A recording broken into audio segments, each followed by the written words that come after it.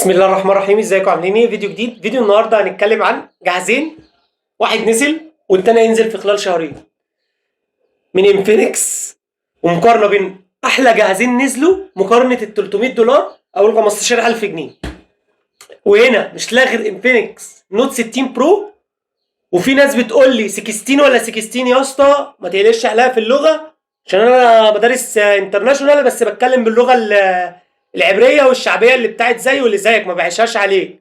فما تقوليش بقى يا 16 ولا 16 وتتريق، انا عارفك ورديت على الكومنت بتاعك بضحك.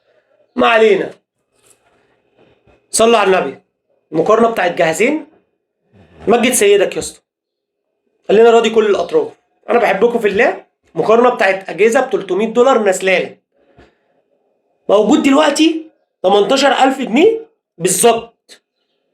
نوت 15 برو، وهينزل 16 برو من انفينكس او 60 برو من انفينكس، نص 60 برو.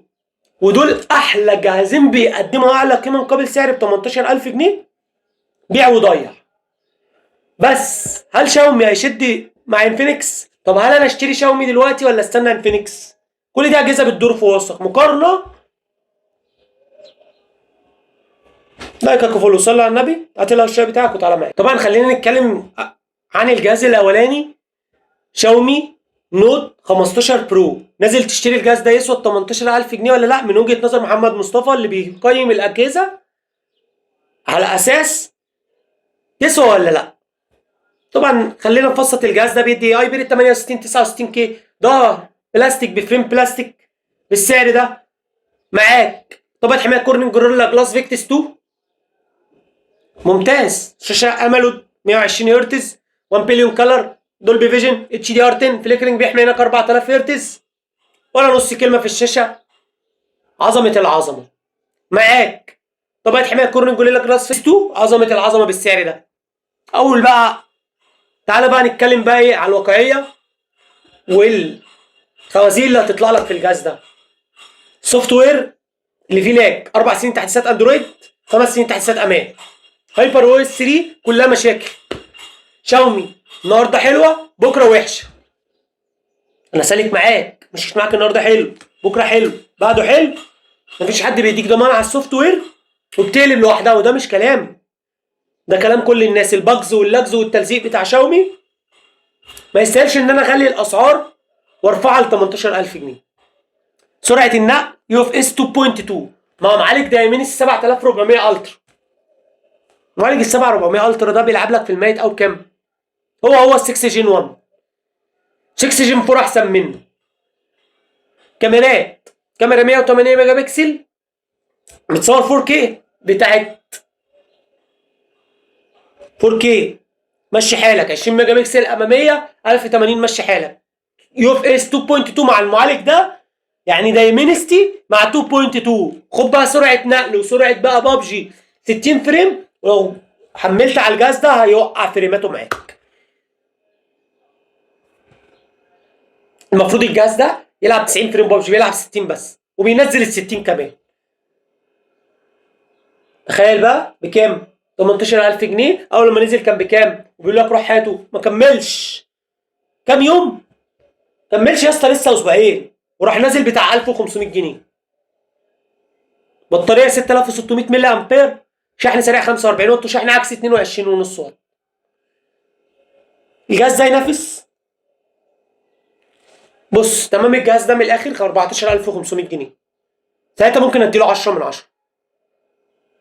لكن 18000 جنيه ناخد امكانيات انفينكس، عشان ناس كتير بتقول لي انزل اشتري الجهاز ده، وانا احتراما لوقتك ضفته لك مع انفينكس عشان بدل ما اعمل فيديو هو فيديو واحد ورايح دماغي. لكن الجهاز ده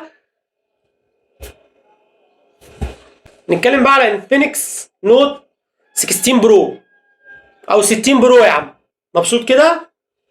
معاك الشاشه اموليد 144 هرتز، عظمه العظمه، طبقه حمايه كورنينج جوريلا 7 اي بريد. الاولاني الشاومي هيتفوق، بس انا اي بريد بالنسبه لي مش مهم. هنا الفريم الومنيوم بظهر ازاز، بطاريه 6500 ملي امبير، شحن سريع 90 واط بشحن وايرلس سوبر بالسعر ده. كفر وسكرين وجراب موجودين في العلبه زي شاومي. كاميرات ممتازه من سوني، من انفينكس عظمه. تصميم، احسن تصميم نزل بالسعر ده بشحن وايرلس. سوفت وير بتاع شاومي يتفوق على انفينكس. سوفت وير بتاع انفينكس بقى بيتفوق على الشاومي في الاستقرار. صوت ستيريو باي جي بي ال هيتفوق على بتاع باي دولبي اتموس.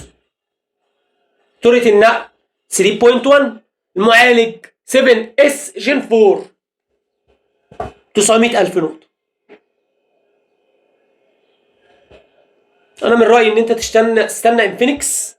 الجهاز بتاع انفينكس ده جامد وسفاح وهيبيع. وبتاع شاومي برضو لو بتفكر ان انت تشتريه استنى عليه شويه، زي ما سعره ما نزل 1500 1600 هيحرقوا سعره.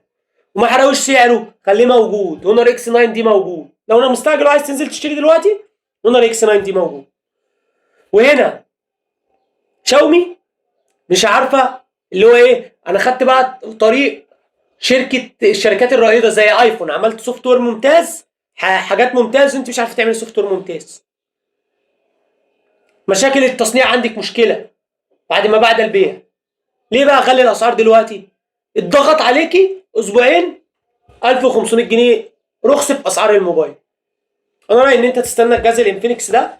جهاز الانفينكس ده ممتاز وسوبر، ومفيش حد هيعلق على الانفينكس نوت 60 برو، ونازل لك ضمان محلي سفاح سفاح. وتقييمي ليه 10 من 10. لايكك وفولو، صلى على النبي، ومع السلامه.